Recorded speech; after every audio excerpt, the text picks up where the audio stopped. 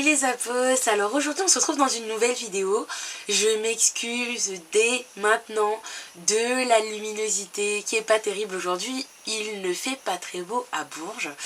Donc je m'excuse de la luminosité et du son comme d'habitude. Donc je vous conseille encore et toujours de mettre des écouteurs pour regarder la vidéo. Donc cette semaine je reviens avec une vidéo un peu spéciale parce que je n'ai jamais fait ça. Donc c'est un tag, je vais dire, ça s'appelle le Top 10 Tuesday. Alors bien qu'on ne soit pas mardi, voilà, c'est la première critique que je peux dire. On n'est pas mardi, mais c'est le Top 10 Tuesday. Donc toutes les semaines, il y a un thème, voilà, et on doit répondre. Alors ce thème, il était assez intéressant. Donc j'ai décidé de faire une vidéo. Et donc, alors je m'excuse, il y a mon chaton par terre, alors j'y vais. Oh mon bébé. Ah mon bébé. Hein? Oh là là, oh là là, oh là là, oh là là. Bon, donc je vais commencer la vidéo. Donc c'est un tag qui a été proposé par The Broken the Bookish et qui a été repris en France par Froggy, je crois. Je vous mettrai tous les blogs en barre d'infos. Et donc moi je l'ai trouvé sur le blog de Books and Cup of Tea. Je vous mettrai aussi le lien du blog en barre d'infos. Donc je ne sais pas si elle s'appelle Charlotte, Charlène ou Charline, parce qu'il y a écrit juste chat sur le blog. Donc voilà, je la remercie parce que c'est grâce à elle que je fais cette vidéo.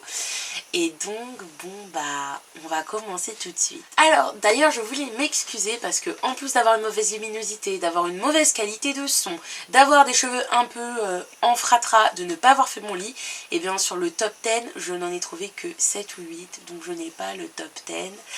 Et donc cette semaine le thème était le top 10 des auteurs que vous aimeriez rencontrer. Donc moi je m'excuse déjà, il y en a 8, quelque chose comme ça, donc je n'en ai pas 10, c'est qu'ils sont juste derrière ma caméra, donc je les vois d'ici. Et de plus, le gros souci, c'est que je ne pourrai même pas les rencontrer parce que voilà, ce sont que, pour la plupart, pas tous, mais pour la plupart, ce sont des auteurs qui sont déjà décédés. Donc voilà, ça met un petit coup de pression de le dire comme ça. J'ai l'impression de parler de quelqu'un que je connais, c'est vraiment gênant. Voilà, mais donc ce sont des auteurs, pour la plupart, qui sont décédés déjà depuis quelques décennies, voire même, voilà, quelques temps. Et donc voilà, donc je vais commencer tout de suite.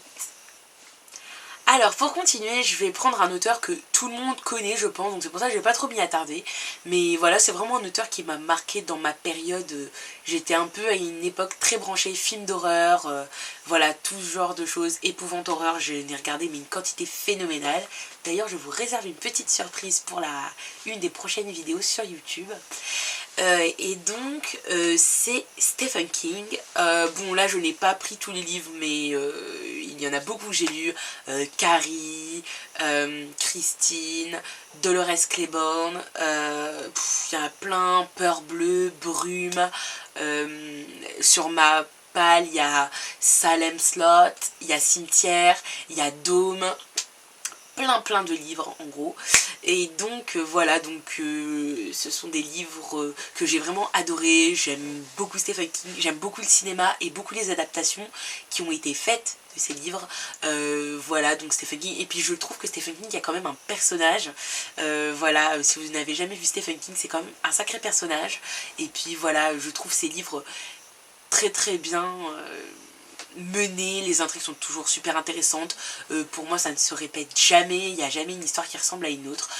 Donc voilà, j'ai aussi lu The Shining, j'ai même posté une photo sur Instagram. Et donc voilà. Alors maintenant je vais vous présenter, bon là j'ai un livre mais j'en ai lu plus, j'en ai beaucoup lu pas sur format e-book, etc. Donc c'est Eric Emmanuel Schmitt. Donc je tiens à dire que j'étais très déçue car je n'ai pas pu aller à Nancy pour le voir. Ça m'a vraiment super déçue. Donc ça je l'ai lu cette année, j'ai même fait un article sur mon blog. Donc voilà, Eric Emmanuel Schmitt pour moi c'est vraiment un super auteur français. Parce que à chaque fois qu'on lit quelque chose d'Eric Emmanuel Schmitt, on en ressort avec toujours une petite idée encore derrière la tête qui vous trotte. Ça c'est la part de l'autre, donc je vous laisse vous retourner à mon article que j'ai fait. Vraiment c'est vraiment génial. C'est sur Adolf Hitler. Après moi ce que j'ai lu et que je pourrais vous conseiller, c'est un ensemble de pièces de théâtre qui avaient été rassemblées. Ça s'appelait Théâtre d'ailleurs. Il y avait La Nuit de Valogne, mais j'avais pas beaucoup aimé. Par contre il y avait Le Visiteur. Ça c'était génial. C'était une pièce de théâtre sur Freud qui rencontre Dieu et le Bayon. Alors ça je ne vous en dis rien. Si vous voulez lire le Bayon, ça dure allez, vous allez prendre même pas 5 minutes à le lire, c'est ultra court, ça dure que quelques pages, c'est absolument magnifique. Et il est très facile que vous ayez les larmes qui vous montent aux yeux à la fin.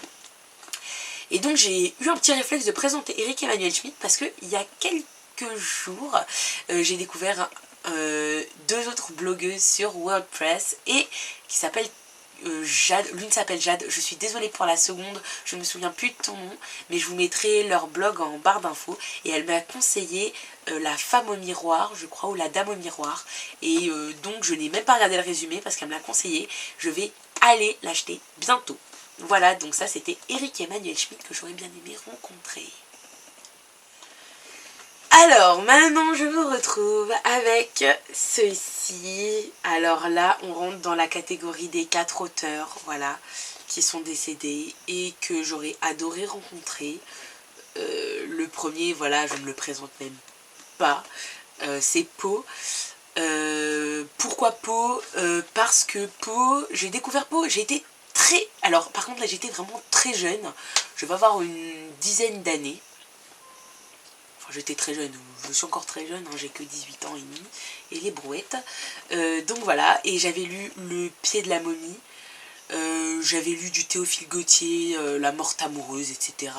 Je me souviens de ça, et là j'ai découvert ça dans la bibliothèque familiale. Et donc j'ai adoré, je veux dire, tout est beau là-dedans, tout est super bien écrit, c'est super quoi. Je veux dire, voilà, que ce soit Le Cœur révélateur, Le Chat noir, Double assassinat dans la rue Morgue, qu'est-ce qu'il y a d'autre, La lettre volée, Discussion avec une momie, Le Max de la mort rouge, mais tout est génial, tout est absolument génial. Et puis Poe, il y a tellement de questions que j'aurais aimé lui poser, voilà, il y a des choses sur sa vie que personne ne saura jamais. Enfin, si, voilà, il est mort dans des circonstances un peu étranges, par exemple, il était drogué, voilà, c'est un personnage quand même qui a du truc, quoi, qui a de la classe et tout, enfin voilà, je plaisante évidemment, mais voilà, Poe, c'est vraiment, enfin pour moi c'est vraiment une valeur sûre, c'est vraiment un auteur qui a changé ma manière de lire. Et puis donc traduit par Charles Baudelaire, bien dire, quand même, il y a quand même un truc, quoi, quand t'es traduit par Charles Baudelaire, t'as un truc au-dessus, quoi. T'es un cran supérieur. Et puis voilà, par exemple, donc là c'est les nouvelles histoires extraordinaires, pardon, et là c'est les histoires extraordinaires, et la préface est de Cortázar. Bon, je ne sais pas si vous connaissez, moi je suis en train de lire un livre de Cortázar, c'est Le Bestiaire, je crois que ça s'appelle, c'est ma tata qui est prof d'espagnol qui me l'a prêté, mais donc j'avance peu à peu dans la lecture, parce que bien qu'il soit pas très épais, et ben il est écrit qu'en espagnol, donc il faut que je me familiarise, etc. Donc voilà, Edgar Allan Poe. Alors là, on rentre dans mon trio, donc je ne sais absolument pas comment je pourrais les classer. Je les mets au hasard, enfin dans un ordre logique disons, mais je ne saurais absolument pas lequel mettre en premier, etc. Ce serait un dilemme de me demander lequel je préfère. Donc le premier c'est Bukowski. Alors Bukowski je l'avais présenté dans mon dernier article des lectures de l'été. Alors voilà, Bukowski, mon libraire me l'a conseillé. Ça, les 2 livres, je les ai payés 4 € et je ne regretterai jamais de les avoir dans ma bibliothèque. Alors déjà, je vous montre le petit plus, vous savez, ça, il y a ça, comme ça, j'adore quand c'est coloré comme ça, j'aime trop. Donc c'est Les Contes de la folie ordinaire et Au sud de nulle part. Alors pourquoi Bukowski?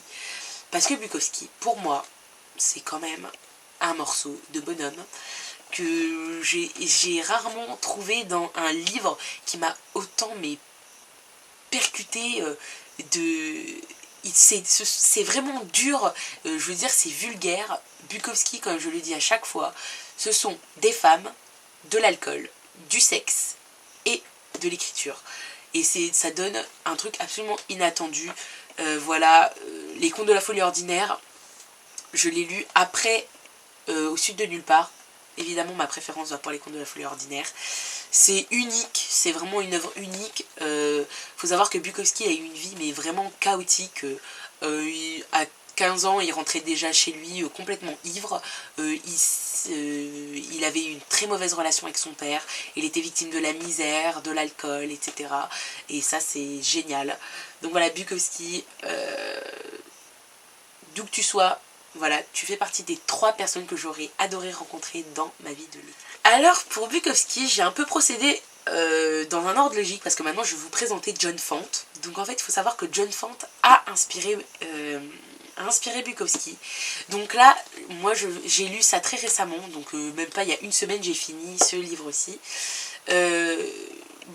C'est là, je crois que il fait partie de la Beat Generation, donc il a inspiré Bukowski, donc comme je peux vous le répéter, donc il y a beaucoup d'histoires d'alcool, de misère, de femmes, etc. Donc voilà, là c'est Bandini.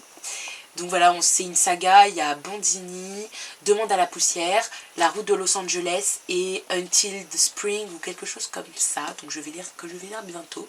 Donc voilà, c'est une saga familiale sur la personne d'Arturo Bandini.